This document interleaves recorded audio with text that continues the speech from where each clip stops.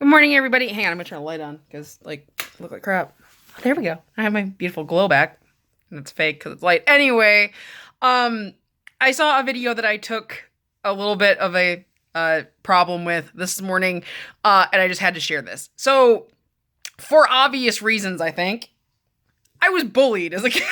I got bullied for a lot of different reasons. I played music. Actually, band was one of my favorite things. I was a clarinetist. I was also a very good clarinetist. I was first and second chair. I got out of PE class because I was in band. So I got teased a lot for that. Obviously, missing PE class didn't do me any favors, but I don't know that doing ladders was going to help me with getting teased for being fat. I got teased for being smart. I got teased for playing News Bowl. For those of you who don't know, I was on the debate team and things like that when I was in school. I got teased for having blue eyes, which actually technically my eyes are not blue, they're gray. Thank you very much. I got teased because my parents were still married when I was a kid. Shan Holly and I were some of the only kids in our school that actually had parents who were still together. Lots of different really stupid things. And kids are kids, and I understand that. And sometimes, though, even back then, cruelty is different than bullying. I take a little bit of an issue every time we say, "Oh, if they just stop bullying, these kids would stop shooting up schools." I think that's being very naive. I think that's taking a very shallow stance when it comes to this whole thing. Let me tell you something. I was bullied to the point of causing me ulcers and causing me to vomit blood every day before I would go into school, before I was homeschooled. From the time I entered middle school, 11 years old, until I was removed from, 12 years old, I'm sorry, until I was removed from middle school in 7th grade when I was 14. I started making myself throw up to help myself get skinny when I was 10. That didn't help. And for those of you who don't know, I was incredibly active too. I played soccer, I played football, I played basketball, and I did hockey for quite a while. Nothing, it's like my activity level does not do anything to my body. And I know that now. Nonetheless, I got teased relentlessly for all of these things, as did both of my sisters. Never once did it cross my mind to hurt somebody because of it, though.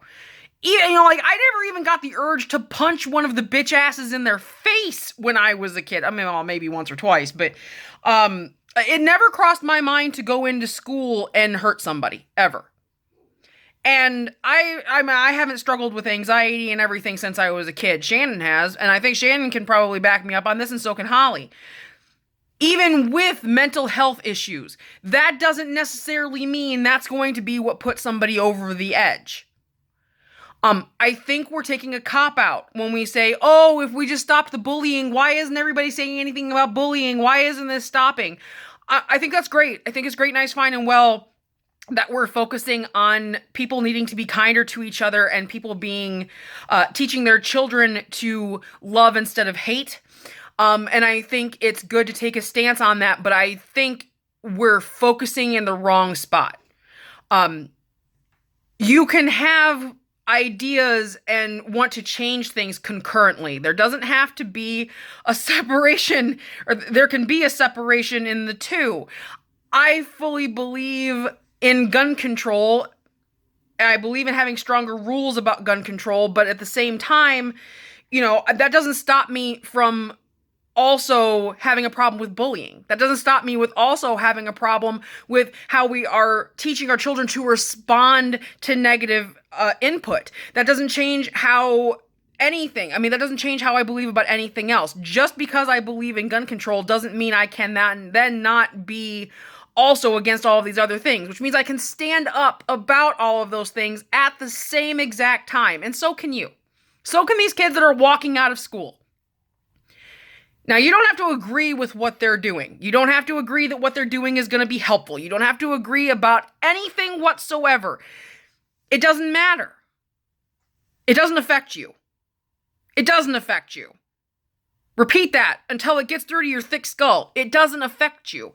These kids It might affect you if you're a parent and you've got a kid who is walking into school every day who is terrified. It might affect you if you're a parent of one of these children, one of these phenomenal children who are walking out of these schools and demanding change. It might affect you if you are a family member of someone who has passed away in one of these shootings, be it a school or not. It may affect you in all of those ways. If you do not fall into that category, it does not affect you. It affects me because I have a niece and nephew who get sent to school every day. I talk to their mother, who is my sister. And I hear her fear, and I understand her fear because it's the same fear I have. I do not want to get that phone call one day that I've got to rush up to Michigan because something has happened to one of the people that I love. Shannon's had a couple of bomb scares at work. That terrifies the shit out of me. Outside of that, though, I understand where the effect that it has on me stops or starts. I really hope that you will take a minute, for those of you who are saying, oh, these kids shouldn't be doing this and it's not going to make a difference, and remember that not too long ago, you were bitching that the greatest generation, your generation, in a lot of instances, the older generations, stood up for what they believed in, went and marched against Vietnam, went and marched about civil rights, and went and marched about women's rights, and we're still doing that. You stood up to create change, and then suddenly you become the generation watching that change happen again, and it's coming for you, you think. And it's coming for the things that you hold dear. Sucks, doesn't it? But remember that what you were fighting for, that's what these kids are fighting for. And it's got nothing to do with bullying. We do need to stand up about bullying. We do need to make zero tolerance, but zero tolerance isn't going to help us with that either. It's a fundamental mindset problem. Not too many years ago, that one kid who shot, I forget where the hell he even was now. I don't remember his name, and that's probably a good thing, but he shot up a whole bunch of people because nobody would date him. Remember, it was like, women are this, women are that, women won't date me, and then he was like super creepy, and I was like, well, I wonder why.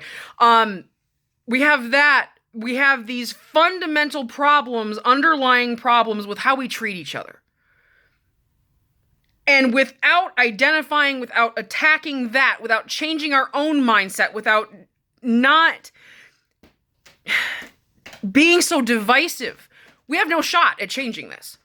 But it's a step in the right direction.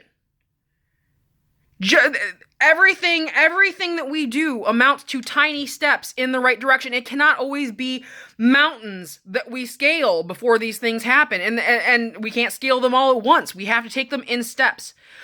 So I urge you to understand that your cry for bullying to be stopped as a way to stop gun violence is a step, but not nearly enough.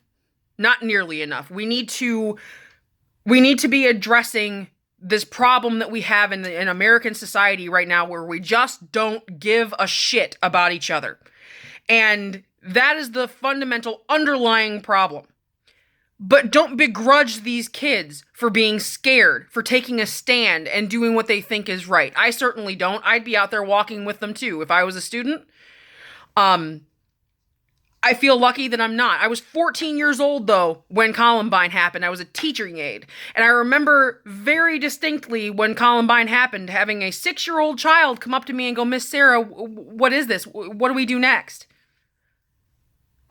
I don't know. And almost 20 years later, we're still trying to answer that question. So,